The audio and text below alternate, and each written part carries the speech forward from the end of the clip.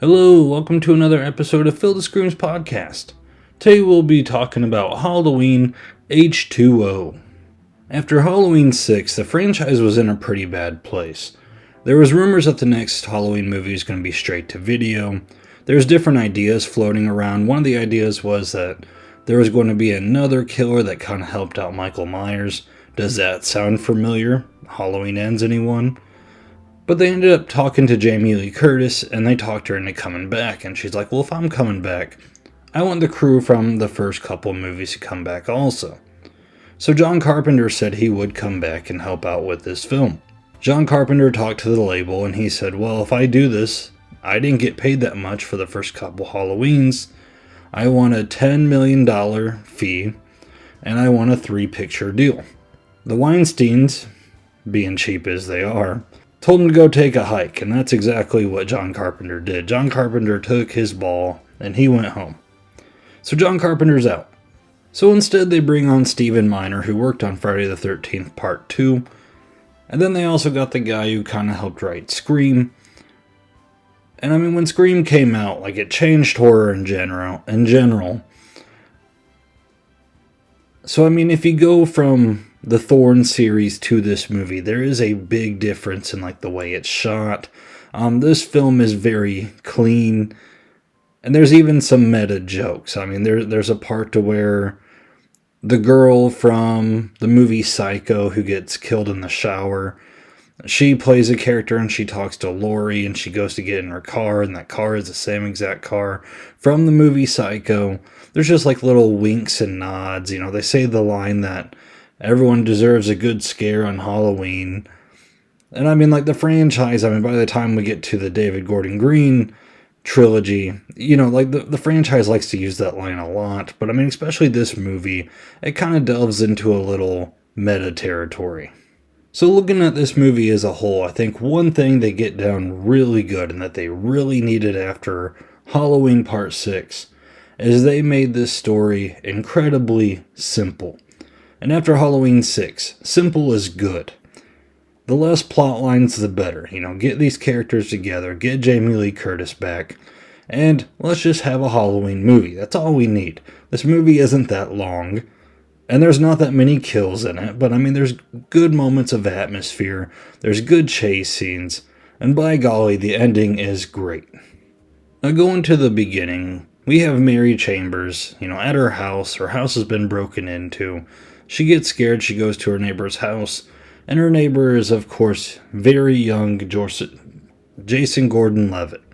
And it's kind of a surprise to see him in this movie. I mean, it is him when he is young. You know, he goes in there with his hockey stick, looks around, doesn't see anyone, steals a bunch of alcohol, swings the hockey stick around, wrecks the place a little bit, and he's like, oh yeah, no one's in there now, but they sure wrecked your kitchen. And it's just like a little bit of humor inserted into this movie. Some people might not think it's that funny, but I mean, I guess it does beat the little clown noises that played when the police came out in Halloween 5. So in the beginning, Chambers goes back to her house. She realizes the files from Dr. Loomis are gone, they're missing, and of course we know who got into them. I mean, if you don't, I don't know what to tell you. She goes back to her neighbor's house, and Jason Gordon-Levitt, he's got an ice skate to the face, which is a pretty gnarly kill. I mean, I don't know about anyone else, but I mean, ice skates, I've never played hockey, I've never really gone ice skating, I've gone rollerblading. But ice skating always just seems a little sketchy. I don't know, I just always picture like falling on the ice and someone coming by, and then that blade just like slicing you. I've seen videos of like hockey players, like there was one guy, he fell, and then another player's ice skate actually slit his throat. They're pretty dangerous. It's just something you don't really even think about. But yeah, so this guy, he learns the hard way. He's just chilling on his couch, and he got one right to the face. His buddy was killed, and then Michael Myers kills Chambers. And the funny thing is, he takes her car just like he did in the first couple movies. And after that, we kind of get a montage of newspaper clippings that kind of tell you where we're going to be timeline-wise in this story. So this movie takes place after Halloween 2.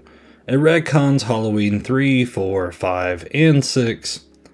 If you are a fan of the Thorn trilogy, that kind of sucks. I mean, I like the Thorn series as it is, but I mean, that's just the direction the studio decided to take it, so that's where it goes. So we have Laurie, who's in Haddonfield. Just kidding. She's in California now. After the events of Halloween 1 and 2, she moved, she got a name change. She's just trying to avoid the events that have plagued her twice in her life. She now has a son named John. John is played by Josh Hartnett, which he's been in quite a few movies, and he's in a more recent new one now. I think it's a film by M. Night Shyamalan where he goes to a concert. The police come, they're looking everywhere, and you kind of find out from the trailer that he's a serial killer. It looks interesting. But yeah, this is him when he's younger. Along with John, we also have characters Molly, who's John's girlfriend. We have Charlie, who's John's friend. And we have Sarah, who is Charlie's girlfriend. These four, they kind of run in a pack in this movie. They spend most of this movie just trying to find a private place to where they could party and mess around. And meanwhile, Laurie is, paranoid because it is Halloween. Charlie and Sarah, they do a good job of playing the secondary couple. I did read, I'm trying to remember where from, but there were rumors, I believe, that Charlie was supposed to be the killer in this movie. I guess this movie was going to be a whodidit type movie, and I'm really glad they didn't do that. And I guess Charlie was going to end up being the killer. It makes sense. The way he talks and acts sometimes, I'm kind of like, I feel like something's a little off with this guy. But he's really just John's friend in this movie. He does a fine job. Where I think this movie really does succeed as far as characters go, I think is between Laurie and John. The mother and son dynamic. John just wants to go out, hang with his friends, be with his girlfriend. And Laurie is just super paranoid because, of course, she was almost killed twice. It's kind of hard to blame her for being paranoid. There's just that struggle, the dynamic. When Laurie kind of finds John running around town, taking alcohol and stuff, when she goes off on him, she's like, what the fuck were you thinking? She freaks out. And it's really good acting by Jamie Lee Curtis. I would say Jamie Lee Curtis's acting in this movie is 20 times better than what it was in Halloween 2.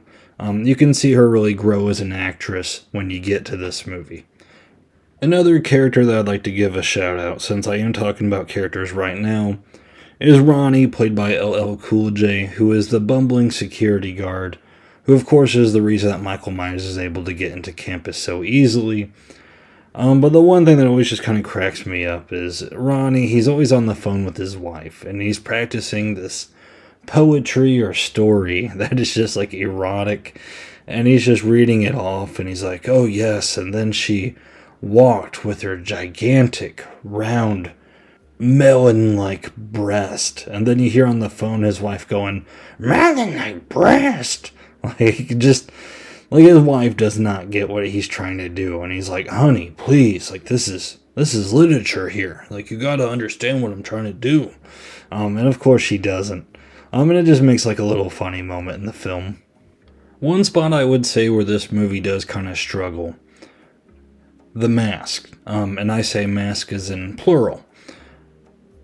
This movie used multiple different masks, and one of them was CGI that looked so bad it was like it came from a video game. And I really don't understand it, because I know other movies have had their problems. Other movies have kind of swapped out masks. But usually if a movie has a bad mask, Michael Myers just wears the bad mask kind of the whole entire movie. To whereas this film has multiple masks. And there's one where it's showing his cheekbones and you can see the skin around his eyes. And I think most people agree, a good Michael Myers mask kind of just hides everything in the eye holes. I'm not one of those people to harp over and over about the mask. In Halloween 4, when Albino Michael comes out, and he, in the school, and it looks ridiculous. It's a pink mask with white hair, and it's only for 4 seconds because it was so low budget, and they didn't have the money to reshoot that. I just kind of laugh and giggle at it. Other people, they get all mad and stuff, and they're like, oh, that's awful because the masks were just awful. And I'm always like, oh, chill out. But I mean, this movie, like, some of the masks are pretty bad, and there's multiple bad masks. And one of them's not even a mask, one of them's CG. I guess during the time, people were pretty hyped about CG and all that stuff, but I mean, I think now it's a lot more popular to do practical effects. But I mean, I guess it was just experimentation, and it failed. But that would be my one nitpick with this film. Sometimes some of the dialogue can be a little clunky. There was a moment to where Jamie Lee Curtis and her love interest in this film, Will, they're laying down, they're making out, they're about to do the deed, and all of a sudden Jamie Lee Curtis decides like it's time to tell Will her backstory because it's Halloween. She has a feeling Michael Myers is coming, and like right in the middle of all of it, she just kind of looks at him and she's like, "My brother killed my sister a long time ago." And she releases like these dark facts on him, like telling him how, her brother's a psychopath and tried to kill her. And Will just kind of looks up and he's like, well, that's sucky. And it's just really awkward. It's like, dude, like that was the worst way you could have handled that. Like, even if you're trying to lighten the moment, or just trying to avoid it so you can get some. Like, there's better ways of doing it than how you just did that right there. That's a terrible line, but I mean, that's one that comes to mind when it comes to clunky dialogue. Now, I've kind of mentioned some bad things. I will say the one thing that it works really, really well for this film is the final conflict between Laurie and Michael. This big showdown. Michael's coming after her kid. They go back to the campus and like it's basically Michael and Laurie's playground to where they chase each other back and forth. Laurie comes at him with an axe. She kind of completes her arc as a character. She's not afraid of Michael anymore. She's willing to go after him. Even when she's down, she's like hiding under the tables. It's really suspenseful. Both of them really go at each other. It's good stuff. I mean, I've mentioned how simple this movie's plot is. I mean, really all it is like they establish the characters, they establish Laurie, they tell you where she's been, and then they go at it, and I really felt like when they sat down in the writer's room, they had all those different stories, someone in the room had to just sit down and they were like, listen, this is all about Laurie versus Michael, one last time. Let's give him a heck of a showdown between these two. And that's what they did. Because, I mean, Jamie Lee Curtis only signed on for one film. She did have a little clause to where if they do happen to make another, like she would be in it for like 10 minutes. So, I mean, they really used their resources to give us the final showdown between these two. Unlike Halloween Ends. I feel like that's why a lot of people were disappointed with Halloween Ends. Because after we got H20... and, they're advertising Halloween Ends, and they're like, oh, it all ends here. And they keep showing Jamie Lee Curtis. They keep showing Michael Myers. You're thinking like, ooh, this is going to be a bigger showdown than H20. And it wasn't. So, I mean, I think that's why a lot of people did not like Halloween Ends. The very end, whenever the police get Michael Myers in the body bag, they're going to take him away. Laurie knows better to just let them take him away. She doesn't want a repeat of Halloween 2. So, I mean, she pulls a Loomis, steals a gun, takes the van with Michael Myers' body in it, drives the van down. They kind of scuffle in the van. They lose control. The van tips over. Both of them go down the hill. Michael Myers gets pinned between the van and the tree. And then Laurie Strode goes down with an axe, and they just have this little moment. Michael Myers is like touching his mask, like as if he's trying to take it off, and then he reaches out towards Laurie. Laurie reaches her hand out and touches her for a bit, then she chops off his head. It's a great way to wrap up the conflict between Michael and Laurie. I mean, we know it's not the end, but I mean, this movie's goal was to give us one more final conflict between the two. And I mean, what better way to take out Michael than chopping off his head? I mean, Halloween 2 was pretty sweet also, but this was the next best thing.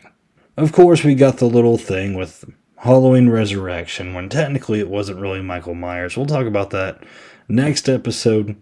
But I will say, I think the ending here is just it leaves you satisfied. Alright, so I'm going to wrap up my thoughts here. Because I've kind of just talked through the whole movie. Again, it's a very simple movie. It's a very clean movie. It's very different from all the ones before it. I mean, I know you could say that for any movie, but I mean, jumping from Halloween 4 or Halloween 6 and going to this movie, it looks so much cleaner. It looks so much more up to date. You can tell the influence of Scream is present within this movie. I mean, Kevin Williamson helped work on it. John and Laurie were very good characters in this movie. The other characters were good too. But I mean, I think the centerpiece is just that mother-son relationship, the struggle between them two, and then them two overcoming the odds of, this psycho serial killer coming back to cause more carnage. The few kills it has, they're cool. Sarah, whenever she's killed, Michael Myers hangs her up, sticks a light in her. Michael Myers is a real decorator whenever he kills. He likes to do it in fashion. And of course, like this movie ends, with the final conflict between Laurie and Michael. It is the best conflict between them two, in my opinion. And I could definitely see, if during this time, when this came out in theaters, if this was one of the first Halloween movies you saw, I could see why this movie has a huge fan base. This would have been really cool to see in theaters, and I'm kind of jealous of the people who have. So, I mean, overall, just a very good movie. Well, that's my review for Halloween H20. I hope you enjoyed listening. If you're still here, feel free to give this episode a like. It helps get the episode out to other people. It helps out the channel a lot. If you like what you hear, if you like Halloween, I'm covering all of them. So feel free to subscribe and hit that bell so you know when the next one's coming out. And again, thank you so much for listening. Until next time, guys.